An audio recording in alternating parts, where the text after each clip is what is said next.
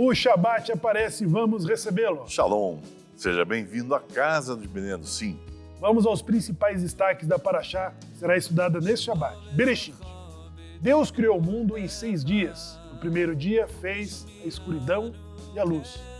No segundo dia formou os céus, dividindo as águas superiores das águas inferiores. No terceiro dia, ele estabeleceu as fronteiras entre terra e mar e cria as árvores e as plantas vindas da terra. No quarto dia, ele fixa a posição do sol, da lua e das estrelas como mantenedores do tempo e iluminadores da terra. Peixes, aves e répteis são criados no quinto dia, animais terrestres, então os seres humanos no sexto dia. Deus cessa o trabalho no sétimo dia e o santifica como um dia de descanso. Deus forma o homem humano do pó da terra e sopra em suas narinas uma alma viva. O homem, originalmente, é só uma pessoa, mas decidindo que não é bom que o homem permaneça só. Deus pega do lado do homem, forma uma mulher e os casa um com o outro. Adão e Eva são colocados no jardim do Éden e ordenados a não comer da árvore do conhecimento do bem e do mal. A serpente os persuade a violar a ordem e ela, Eva, partilha do fruto proibido com seu marido. Por causa do pecado, é decretado que o homem experimente a morte, retornando ao solo, ao pó, do qual foi formado. Todo o galho virá somente através de luta, de trabalho. O homem é banido do jardim do Gan Eden. Eva dá à luz a 2 filhos, Caim e Abel. Caim briga com Abel e o mata, e se torna um ser vagante. Um terceiro filho, Sete, nasce para Adão, descendente da 8ª geração de Sete. Noa é o único homem justo num mundo de corrupção. Zaid. Reiniciando o ciclo da leitura, tivemos nessa semana o Ratan Torá e o Ratan Bereshit, e a semana Bereshit, a última semana de Tishrei, né? O Shabat Bereshit, para a anunciação de um novo mês. Novo mês, passamos mês de festividades, desde Rosh Hashanah até Simchat Torah. E Bereshit, Zaid, agora o início de um novo ciclo da leitura, que dá a oportunidade às pessoas de reiniciarem, outras que estão iniciando. Nós temos pessoas que fazem a aproximação das suas essências, das suas origens, né? E terá já a oportunidade de acompanhar toda a nação judaica, tanto em Israel como a Galuta, de estudarmos juntos mais um ciclo da leitura da Torá. Da leitura da Torá, a bênção do Eterno. Nós temos que entender, existe um ponto muito importante que muitas pessoas ainda não perceberam, não entenderam ainda, o seguinte: o Eterno, ele não está distante de você, ele está do teu lado, ele está do meu lado, ele está do nosso lado. Ele se colocou ali à nossa disposição, embora nós sejamos suas criaturas, nós fomos criados por ele, mas ele colocou, ele próprio se colocou do nosso lado quando nos deu Torá. A Torá é aquele elo de ligação, é aquela cola que nos coloca juntos do Eterno.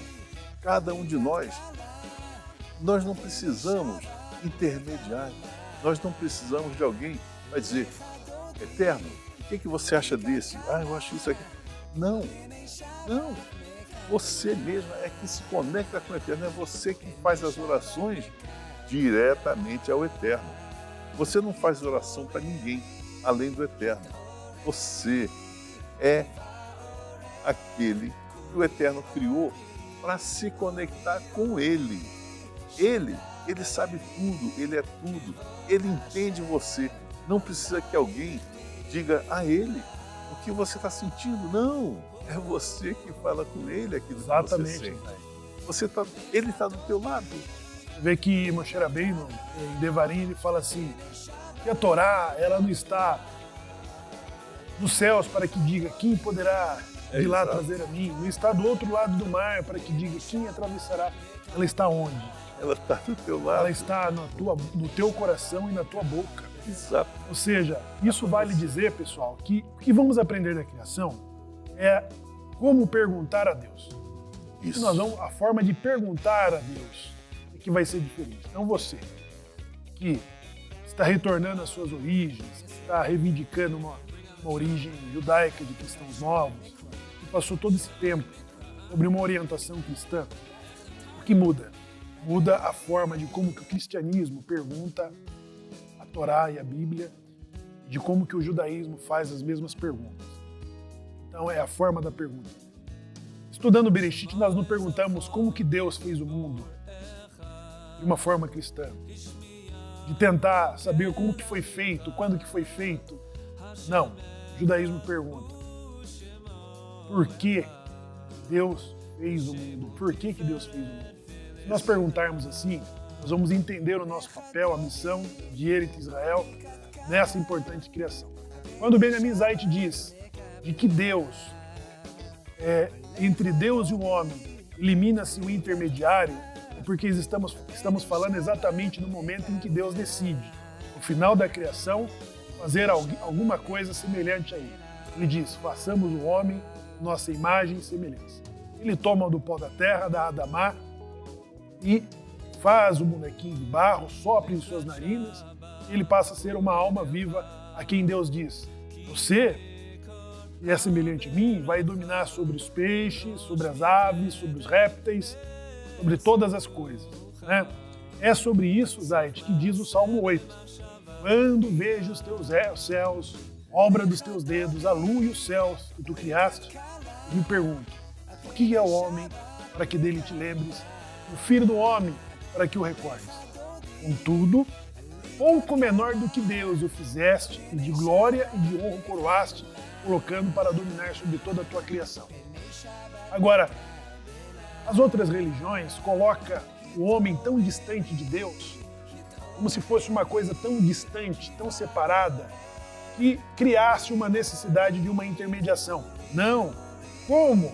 Se aquele que criou o homem, o pó da terra, e propôs a fazê-la a sua imagem e semelhança, como que Deus não conhece você? Como que Deus não conhece o seu suspiro? Salmo 39, Davi questiona, antes mesmo de que fosse criado, já estava escrito de mim no teu livro. Quando eu ainda era informe, quando ainda era informe. Então, Zait, não há nada, é como se nós admitíssemos a necessidade de uma intermediação, de que Deus está com descontrole remoto. Exatamente. Não, pessoal, se nós chamamos ele de Adonolã, de Senhor do Universo, caramba, ele está muito próximo de nós, porque ele nos criou com a proposta de ser co-participante da criação e embutiu em nossa essência, em nossa alma, da Adamá, a sua Torá. É como se alguém pudesse admitir que o Eterno tem desconhecimentos. O Eterno sabe tudo. Ele é tudo. Ele conhece tudo. Ele conhece a minha alma. Os nossos ele conhece impulsos. cada impulso meu, de qualquer um. Ele nos conhece de toda forma. Não precisa que alguém informe para ele. O Salmo 39 diz assim, antes que a palavra saia da minha boca, ele já sabe. Ele já sabe. Então, ele não precisa que Shemuel diga para o Eterno, olha, o Zait é um cara bacana, ou por isso, ou por aquilo outro, ele fez isso ou aquele. Não precisa. Desnecessário. Não há quem precise ser intermediário entre cada um de nós e o Eterno. É você, sou eu. Quando eu faço as minhas orações, quando eu estudo a minha Torá, quando eu leio os sábios, ali está o meu contato com o Eterno. Quando eu oro, eu peço, eu choro nas minhas orações, ele sabe aquilo que eu estou passando. Ali, naquele momento, eu estou me conectando diretamente com ele. Bendito seja o seu santo nome. Eu sou autossuficiente para entrar em contato com Ele. Ele sabe o que eu sinto, cada um de nós. Ele sabe o que cada um de nós sente e passa. Então, pessoal, quando ele diz, façamos o homem a nossa imagem e semelhança, não se limita a descrever um formato físico, Não. que dentro de uma das principais rezas do judaísmo, que é a composta dos 13 princípios da fé judaica de Moshe Ben Maimon, fala Igdal. Deus é incorpóreo, não tem forma, não pode ser limitado nem ser dividido. Então, qual foi a proposta da semelhança divina? É os seus atributos de misericórdia, a sua justiça, o seu récibo. Então, quando você fica indignado por uma má notícia, pela injustiça, por guerras, que você fica irado, que na verdade, Zaid, a permissão de nos irarmos é só com uma injustiça. Nós não temos a permissão da Torá de nos irritarmos, de nos enfurecermos, porque a fúria e a ira, ela nos coloca na idolatria. Mas nós podemos, como Deus, nos indignarmos com uma injustiça, uma violência, uma corrupção. Então, se você sente isso, quando você vê noticiário, Exatamente. se você sente essa raiva de que temos a permissão de ter, é porque você se parece com Deus. Por quê? Porque diariamente Deus se assenta para julgar a iniquidade da humanidade. Exatamente. Aquilo que você está sentindo, aquele ódio que você está sentindo por uma ação ruim que alguém fez contra você ou contra qualquer um, é a chama do Eterno dentro de você que está queimando. É ela que está dentro de você. É o Eterno que está dentro de você, de cada um de nós. Nos indignamos com notícias ruins, com coisas ruins que nós vemos acontecer diariamente. Isso é o Eterno que está agindo dentro. Quando você se compadece da pessoa que passa fome, Isso. quando você dá água ao que tem sede, você dá alimento ao que tem fome, quando você cuida de um doente, quando você faz uma doação, quando você se alegra, quando sai algo de você, então isso é a semelhança de Deus. Exatamente, é o Eterno. Aquilo que você sente é exatamente aquilo que o Eterno está sentindo. Você, como indivíduo, você está experimentando no teu sentimento, na tua carne, aquilo que o próprio Eterno também sente. Ele sente. E nós sabemos o que ele sente é através disso. É exatamente através disso. Ele nos fez como partícipes da sua criação. Por quê? Nos coloca como coroa da criação, como aquele que domina sobre tudo aquilo que Deus criou. Então somos coparticipantes da criação pela capacidade da fala, falamos o que pensamos, Consciência. temos controle e decisão de escolher um discernimento entre o que é certo e entre o errado. Bom e mal. Isso é uma essência divina, porque na verdade estamos falando também de uma proposta da serpente dizendo: Rava, o que Deus disse sobre essa fruta? Certamente que eu morrerei. Aí a mentira de Satã: não, certamente não morrereis. Acontece que você se tornará como Deus, tendo conhecimento do bem e do mal.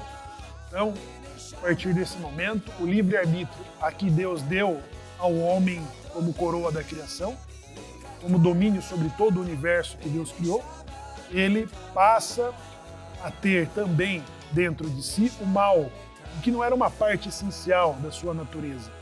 Então nós temos o instinto bom e o instinto mal, como alguns ilustram o anjinho e o diabinho dentro de cada um de nós, e essas duas naturezas então, nos dá o juízo, termos o discernimento daquilo que é puro, do impuro, do certo e do errado, do justo e do injusto, do bem e do mal. Essa é também uma natureza divina. Então, se nós falamos, se nós andamos, temos um poder de criatividade, de construir, de melhorar, de consertar e também de destruir, é porque temos um atributo divino, aquele a quem Deus disse: façamos a nossa imagem e semelhança. Você vai dominar sobre os peixes, sobre as aves, sobre os répteis, sobre todas as coisas. E até, Zait, a questão do Shabat, Deus fala para quem? Para o homem. Eu estudo em 6 dias. E no sétimo descansei. No sétimo descansei. Então você que cria, que produz, que tem criatividade, você também vai seguir o meu exemplo. Você vai fazer em 6 dias e no sétimo dia você vai descansar. Por quê? Deus deu esse mandamento. Foi para o judaísmo no seu primeiro momento. Deus deu ao homem a quem ele propôs de ser co-participante, co-criador. Por isso que o mundo foi feito para que nós continuássemos, para que nós o aperfeiçoássemos. O homem é necessário de que se aperfeiçoe. Toda a humanidade, todos nós, temos uma missão nesse universo que é de construir, de consertar, de trazer melhorias, né? Veja, nós estaremos estudando Bereshit, as ferramentas, os instrumentos que já são desenvolvidos naquele primeiro momento pela civilização a quem Deus trouxe, quem Deus chamou. Agora, com a diferença de que nós adotamos o instinto de que não fazia parte originalmente de nós, que é mal, e passou a conviver com o bem que existe em nós. Agora, essa compensação da natureza, da essência, dos atributos de Deus está em nós, e a Torá, ela vai ser uma revelação para que o homem consiga novamente se alinhar e ter um potencial de elevação daquilo que mais parece com Deus. Quando nos parecemos menos com Deus? Quando nós abrimos mãos de todos esses atributos, nos comportamos mais como animais irracionais do que propriamente com aquele que tem domínio sobre os seus instintos. O animal não tem instinto, não tem o domínio sobre os seus instintos. Então ele tem fome, todos os seus impulsos sexuais, seus impulsos de procriação, não há continuação da espécie. Não há esse domínio. E essa é a diferença que temos em relação aos animais. Então, quando a pessoa não tem controle sobre os seus instintos maus, então ele mais se parece com o animal do que propriamente com Deus.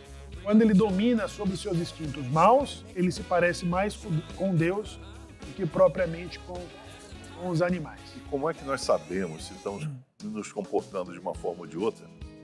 Pela Torá. A Torá é a nossa referência. O ser humano, sem referência, o ser humano ele entra em parafuso. Porque se nós não tivermos a que nos referir, nós não sabemos se estamos fazendo bem ou mal. Nós temos que ter aquela referência. Se nós não tivermos aquilo. E falando-se da criação, leia o Salmo 19, em que o salmista observa a obediência de todos os elementos da criação e do universo, que cumpre os mandamentos que foi dado por Deus. Quando ele fala do homem, ele fala a lei do Senhor é perfeita. Porque de que forma poderia conhecer os meus erros se não fosse pela lei? Pela lei. Então a lei, a Torá, ela coloca o homem uma proposta de potencializar a sua semelhança com Deus, de agregar todos os atributos divinos que cada um de nós trazemos como co-participante, como co-criador. Zait, o nosso tempo se esgotou e ainda há muito mais coisas a se considerar. Por isso e muitas outras coisas serão comentadas nesse Shabat pelo mais competente miniano. E fala de Anussim para Anussim. Compartilhe esse vídeo com seus amigos no Facebook. E esse programa é transmitido pela Rádio Sefaradita Judaica Portuguesa, direto de Belmonte, Portugal. Inscreva-se no nosso canal e ative as notificações. Seja um mantenedor da casa dos Bnei Anussim. Shalom. Shalom.